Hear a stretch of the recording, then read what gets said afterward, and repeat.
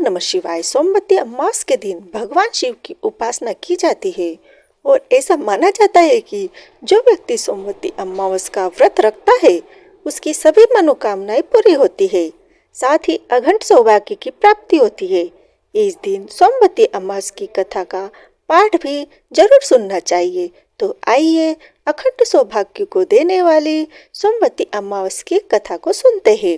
कथा पसंद आने पर प्लीज लाइक, सब्सक्राइब और शेयर कीजिएगा। एक गरीब ब्राह्मण था। उस परिवार में पति पत्नी के अलावा एक पुत्री भी थी। वह पुत्री धीरे धीरे बड़ी होने लगी। उस पुत्री में समय और बढ़ती उम्र के सभी स्त्रीचित गुणों का विकास हो रहा था। वह लड़की सुंदर, संस्कारवान एवं गुणवान थी, किंतु गरीब होने के कारण उसका विवाह नहीं हो पा रहा था। एक दिन उस ब्राह्मण के घर में एक साधु महाराज पधारे तो उस कन्या के सेवा भाव से काफी प्रसन्न हुए।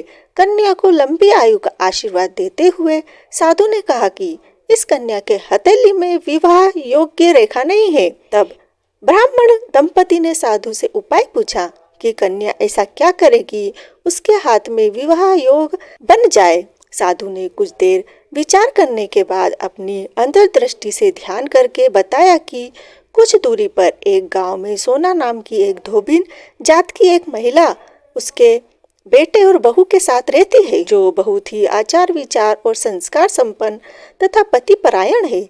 यह कन्या उसकी सेवा करे और वह महिला इसकी शादी में अपने मांग का सिंदूर लगा दे तो इसके बाद इस कन्या का विवाह हो तो इस कन्या का वैधव्य मिट सकता है। साधु ने यह बात भी बताई कि वह महिला कहीं आती जाती नहीं है। यह बात सुनकर ब्राह्मणी ने अपनी बेटी से धोबिन की सेवा करने की बात कही। अगले दिन ही प्रातः काल कन्या उठकर सोना धोबिन के घर जाकर साफ सफाई करने लगी और अन्य सारे काम करने लगी। साफ सफाई और अन्य सारे काम करके अपने घर वापस आ जाती। एक दिन सोना धोबिन अपनी बहू से पूछती है कि तुम तो सुबह जल्दी उठकर सारे काम कर लेती हो और पता ही नहीं चलता।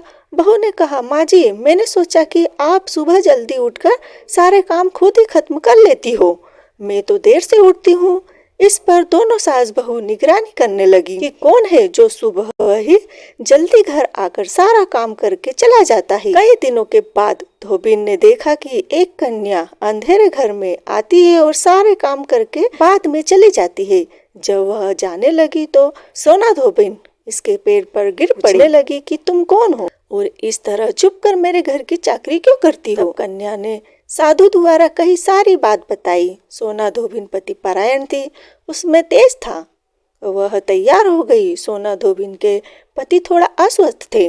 उसने अपनी बहू से अपने लौट आने तक घर पर ही रहने को कहा। सोना धोबिन ने जैसे ही अपने मांग का सिंदूर उस कन्या की मांग में लगाया, उसका पति मर गया। उसे इस बात का पता चल गया। वह घर से निराजल ही चली थी।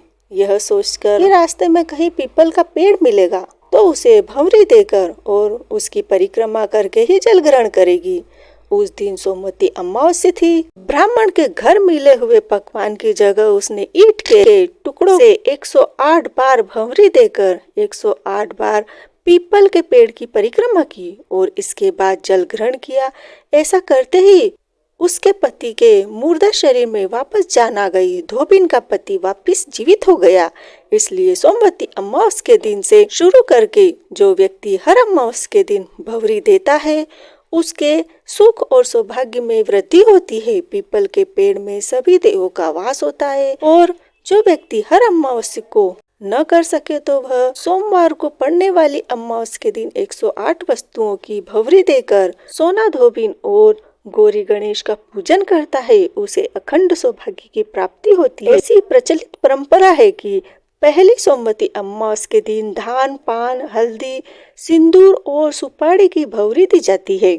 उसके बाद की सोमवती अमावस को अपने सामर्थ्य के हिसाब से फल, मिठाई, सुहाग सामग्री, खाने की सामग्री इत्यादि की भंवरी दी जाती है और फिर भंवरी पर चढ़ाया गया सामान किसी सुपात्र, ब्राह्मण, ननंद या भांजे को दिया जाता है। तो बोलिए सोमवती अमावस्या की जय। ओम नमः शिवाय।